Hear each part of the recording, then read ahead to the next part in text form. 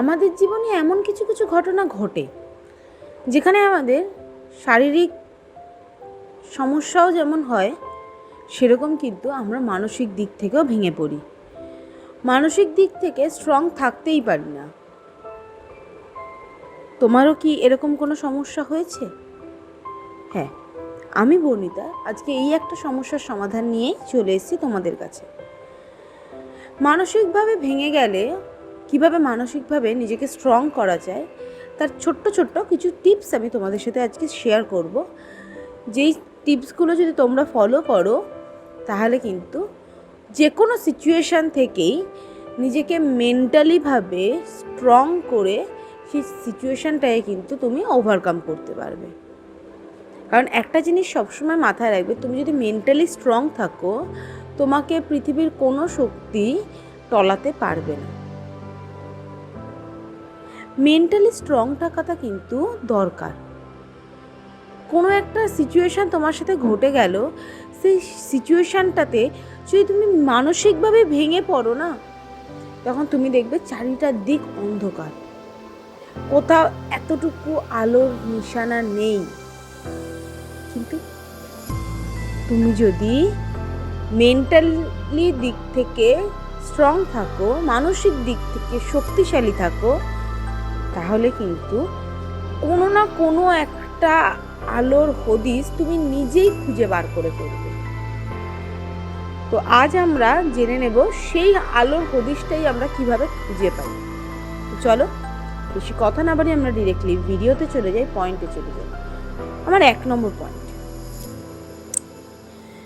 জীবনে এমন অনেক সিচুয়েশানই আমরা ফেস করেছি যেখানে হয়তো আমাদের পথ চলার সাথীটা আমাদের হাত ছেড়ে দিয়েছে। সে হয়তো অন্য কোনো সাথী পেয়ে গেছে, বা তার হয়তো এই সাথীটাকে আর কোনো প্রয়োজন নেই। তখন কি হবে? চলা কি আমরা ছেড়ে দেব? যে পথে হাঁটছিলাম সে পথে হাঁটা কি বন্ধ করে দেব? সে পথে বাদ দাও, তবে কি আমরা কখনোই নিজে একা হাঁটতে পারবো না? না, একা হাঁটতে জানতে হবে, একা একা পথ চলা শিখতে হবে, একা সময় কাটানো, নিজেকে টাইম দেওয়া, এই জিনিসগুলোকে মানতে হবে, জানতে হবে, করতে হবে, শিখতে হবে আমাদের।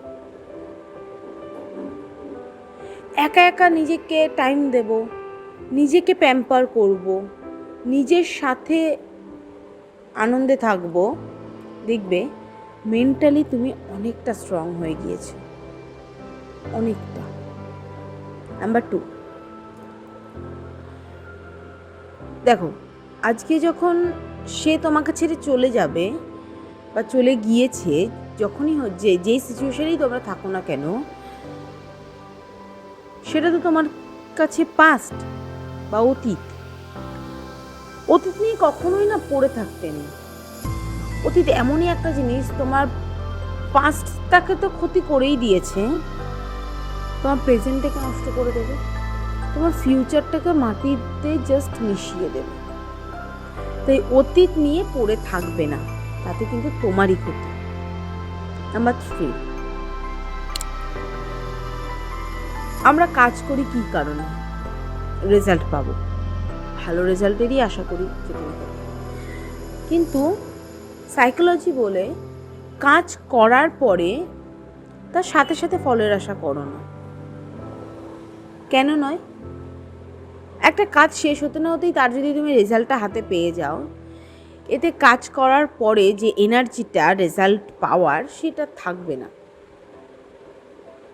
তুমি কাজ করছো, করো, তুমি জানো যে হ্যাঁ তুমি যে কাজটা করছো তার রেজাল্টটা ভালো হবে বা খারাপ হবে, যাই হোক না কেন সেটা হবে। কিন্তু তুমি যদি মনে করো এই কী হবে, আচ্ছা এটা ভালো হবে, তো এটাকে কখনো তুমি পজিটিভ থিঙ্কিং করছো, কখনো তুমি নেগেটিভ থিঙ্কিং করছো। এই জিনিসগুলো না মানসিকভাবে তোমাকে জাস্ট পাজলড করে দিচ্ছে। মানসিকভাবে তুমি না স্ট্রং থাকতে পারছো যে না আমি এটা ভালো করেছি, আমার এই রেজাল্টটা ভালো হবে, এই ফলাফলটা ভালো হবে, এইটা ভেবে নিজেকে স্ট্রং রাখতে পারছো। আর নাহি তুমি নেগেটিভ চিন্তাগুলোকে মাথায় ঘোরাতে পারছো। দুটোর মধ্যে একটা দ্বিধাদ্বন্দ্ব তৈরি হবে।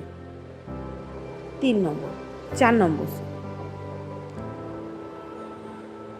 আমরা কোনো কাজ যদি নিজেরা করি বা করতে যাই, আমরা কি কেউ প্রথমেই সাকসেসফুল হই না।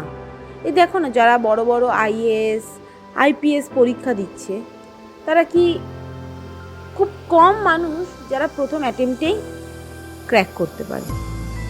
অনেকেই আছে যারা 2, 3, 4, 5টা এতগুলো অ্যাটেম্প্ট করেছে। কিন্তু যারা আইএএস আইপিএস হয়ে গিয়েছে, তারা প্রথম অ্যাটেম্পটে হয়তো ফেল করে গেছে, দেখো গিয়ে খোঁজ নিয়ে, কিন্তু পরের অ্যাটেম্পটে কিন্তু তারা পাস করেছে। তাই বলবো, প্রথম ব্যর্থতাতেই হাল ছেড়ে দেবে না। প্রথম ব্যর্থতা আসতেই পারে, ব্যর্থতা মানুষের জীবনে পার্ট অফ লাইফ। এটা একটা কি বলবো, জীবনেরই একটা অংশ হয়ে গিয়েছে। কিন্তু প্রথম ব্যর্থতাতে ভেঙে পড়বো না এতটা। প্রথম ব্যর্থতাতেই হাল ছেড়ে দেবো না, দূর এই পরীক্ষাটা আমি পাশ করতে পারিনি, আর পড়াশোনা করবো না। এটা করলে কি তোমার পড়াশোনাটা এগাবে? কিন্তু হ্যাঁ, এটা করলে এগাবে। হয়তো তুমি পরীক্ষা পাশ করতে পারলে না, ঠিক আছে, চলো এবার পারিনি, পরের বার ট্রাই করবো, হয়তো পরের বার তুমি এর থেকেও ভালো রেজাল্ট করলে। তো প্রথম ব্যর্থতাতেই কখনো হাল ছেড়ে দেবে না, চেষ্টা করো পরেরটা করার। 5 নম্বর, রিস্ক। রিস্ক কি জানো? ঝুঁকি এমনই একটা জিনিস, যে জিনিসটা যদি তুমি নিতে পারো, হ্যাঁ, তোমার সামর্থ্য অনুযায়ী যদি তুমি ঝুঁকি নিতে পারো, তবে সেই ঝুঁকি নেওয়াটা কিন্তু ভালো। কারণ সেই ঝুঁকিটা হয়তো তোমার জীবনটা বদলে দিতে পারে, তাই না? তো এমন ঝুঁকি নেওয়া ভালো যে তোমার জীবনটাকে বদলে দিতে পারে, যে মেন্টালি তোমাকে স্ট্রং করতে সাহায্য করতে পারে। 6 নম্বর, আমাদের আশেপাশে এমন অনেক মানুষ পাবে যারা তোমাকে তোমার পজিটিভ টাইমগুলোতে নেগেটিভে ভরিয়ে দেবে। কিন্তু আমাদের তো একটাই কাজ, নেগেটিভ চিন্তাভাবনাগুলো জাস্ট দূরে সরিয়ে রেখে শুধুমাত্র পজিটিভ চিন্তাধারাগুলোর উপরে ফোকাস করা। নেগেটিভ চিন্তাধারা মানুষের কথায় ইন্সপায়ার হয়ে গিয়ে নিজে এমন কোনো কাজ করব না যাতে দুটো কথা আমাকে শুনতে হয়। তাই অন্যের নেগেটিভ কথায় নিজেকে ইন্সপায়ার করব না।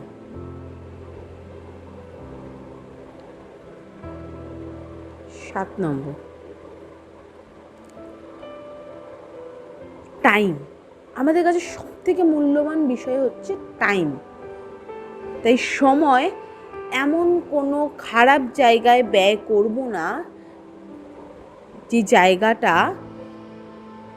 মানে অন্য কোনো জায়গায় তুমি, এমন কোনো জায়গায় তুমি ইনভেস্ট করবে না নিজের সময়টাকে, যেখান থেকে তুমি কিন্তু সেই জায়গাটাকে কন্ট্রোল করতে পারবে না, তুমি তাকে নিয়ন্ত্রণই করতে পারবে না। তাই নিজের মূল্যবান সময় অন্য কোথাও অপব্যয় না করে নিজেকে দাও, নিজেকে সে টাইমটা দাও। দেখবে প্রত্যেকটা বিষয় তুমি টাইম টু টাইম নিজের সলিউশনগুলো এমনি বার করে ফেলতে পারছো। হ্যাঁ, এই পয়েন্টগুলো, এই 7খানা পয়েন্ট যদি তোমরা ফলো করো, তাহলে কিন্তু তোমরাও মেন্টালি দিক থেকে অনেকটা স্ট্রং হবে।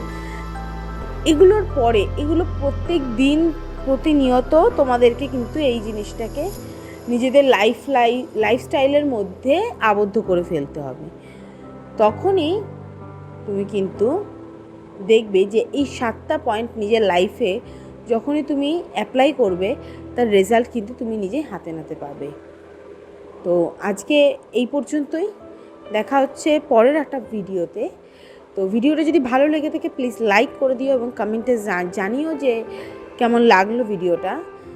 আর যদি কোনো রকম কোনো ভিডিওর রিকোয়েস্ট থাকে আমাকে প্লিজ কমেন্টে জানিও। নেক্সট ভিডিওটা আমি কিন্তু সেই টপিকের উপরেই করব।